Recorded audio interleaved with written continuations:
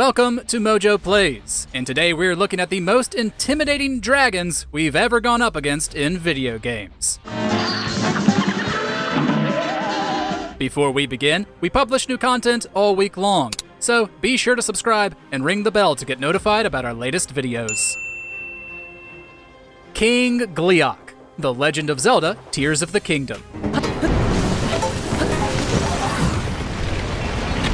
Like Lionel's and its predecessor, the Gleeoks from Tears of the Kingdom are definitely enemies you should wait to approach until you're 100% sure you can handle them. With the combined force of fire, ice, and lightning damage, though, King Gleeok is an extra nasty variant. The Gleeoks already have frustrating attacks, particularly those that see them rise high outside your range to rain down damage from above. But everything is worse with the King. Progressing through the game means gaining resistance to the elements, whether through meals or armor. But trying to divide those resistances while dealing with the high damage attacks takes a fair bit of patience and planning. These encounters naturally grow less deadly the more you play, but for a while, they're a big pain.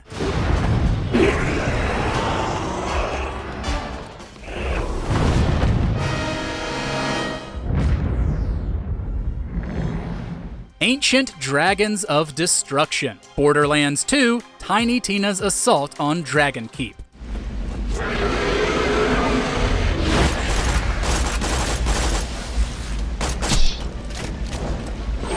The best DLC for Borderlands 2 was a fantastic D&D parody. So, naturally, it had us fight some dragons. The Ancient Dragons of Destruction are a group of raid bosses that can be pretty annoying for a number of reasons. One being that there are 4 of them.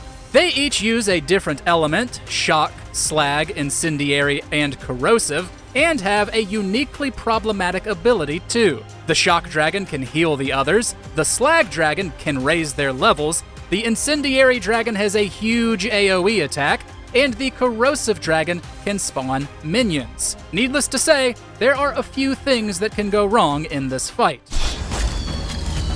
Goodbye. Ridley, Super Metroid.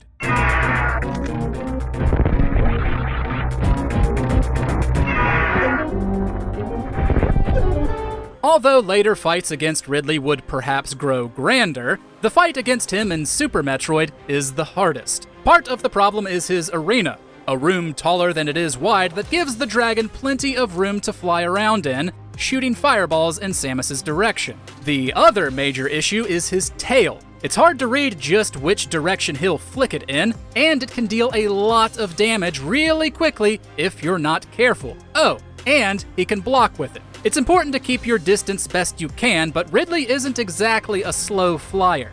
With battles like this, it's no wonder Nintendo has brought him back time and time again.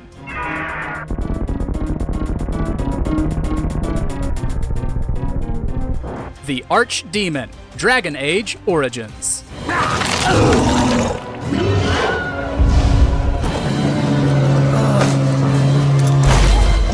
In the first Dragon Age, your whole journey culminates in facing the Archdemon, an ancient deity reborn in the form of a dragon that leads the Darkspawn, an army of dangerous monsters. So, yeah, its reputation should precede it. Being the big bad, the Archdemon is resistant to several damage types, including electric and ice, and is immune to many conditions, like knockdown and stun. Having a proper party dynamic is key, but even still, the Archdemon uses some pretty unsavory methods of attack. It can summon plenty of minions with the ability to detonate them near your party, can dole out big AoE attacks, and can stun or knock your characters down to open them up to further damage. Grim Matchstick, Cuphead.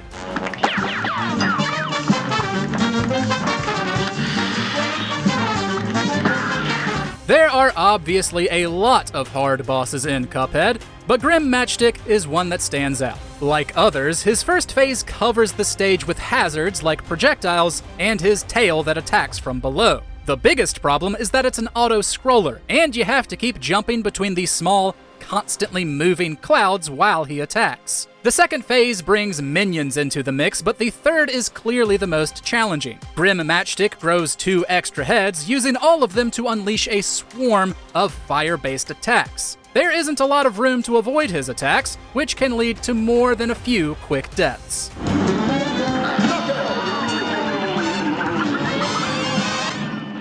The Dragon, Dragon's Dogma. It may have taken some time for the greatness of Dragon's Dogma to catch on, but for those who played it and fought this beast online, they know the Dragon is one nasty piece of work.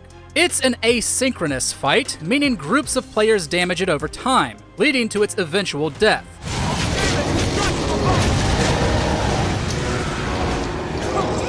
With up to 3 billion hit points, that can take a while. Individual encounters showcase the dragon's absolute buffet of different attacks. Not only will you need the highest level equipment you can find just to withstand the damage, but if the people you're playing with don't fully grasp the ins and outs of combat, that fight will go south quickly.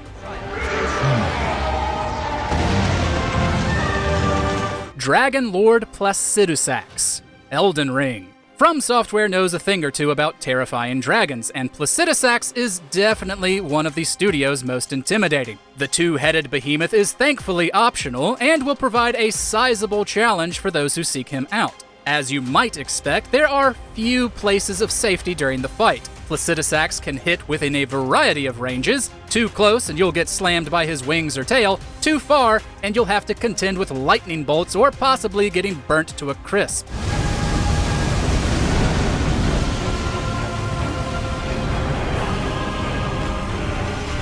Even if you can successfully handle that, his second phase gives him the ability to teleport and upgrades his fire breath to a beam that can decimate your entire health bar.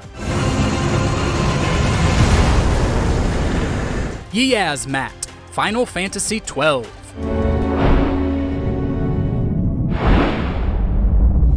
Yazmat is one of the most infamous bosses in all of Final Fantasy, a legacy it will likely hold for all time. Another optional fight, you need to set aside a significant amount of time if you hope to make it through. It has 50 health bars, all at 1 million hit points each. It obviously comes with detrimental attacks befitting such a large health pool, some of which can hit the entire party. But it also gains extremely frustrating benefits the longer you fight it. The damage Yiazmat takes is reduced by 1/3 once half its health is gone. It deals more damage once it reaches 1/5 of its health, and at 1/10 of its total health, it will be able to reflect attacks back at you, as well as your healing spells onto it.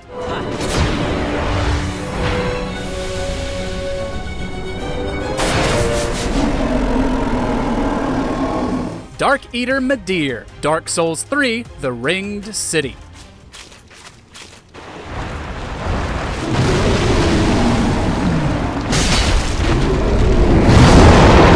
With base games that are already incredibly difficult, From Software usually ups the ante for its DLC. The Ringed City for Dark Souls 3 is a fan-favorite expansion and features a tough-as-nails dragon fight. Dark Eater Madir has a giant health pool and a crystallized body that gives him high defense, meaning you'll have to be very patient when trying to deal damage. That's easier said than done, though. The first phase features expected melee attacks like Madir's claws and tail, but his bite can deal major critical damage, and his fire breath can be followed by beams that will also suck away your health. The second phase increases his aggression with a few new high damage attacks, making him a nightmare to face.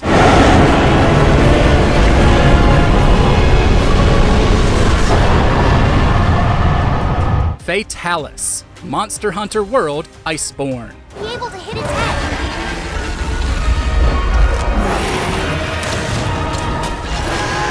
Fatalis is one of the more well-known beasts in the Monster Hunter series, having appeared in many entries. However, for Monster Hunter World, the dragon was added in the Iceborne DLC and was made a huge, frustrating obstacle for players to overcome. Although he has less health if you're playing solo, the encounter will be hard no matter what. Fatalis is fought across 3 phases and has several attacks that have large hitboxes and are powerful enough to one-shot you. It also can't be stunned, so you have to attempt knocking it over with different siege weapons, like ballista. However, there's a strong sense of urgency throughout the fight as it comes with a 30-minute timer. That can cause players to make mistakes. It's over? Which almighty video game dragon had you nervous to face it? Let us know in the comments, and be sure to subscribe to MojoPlays for more great gaming videos every day.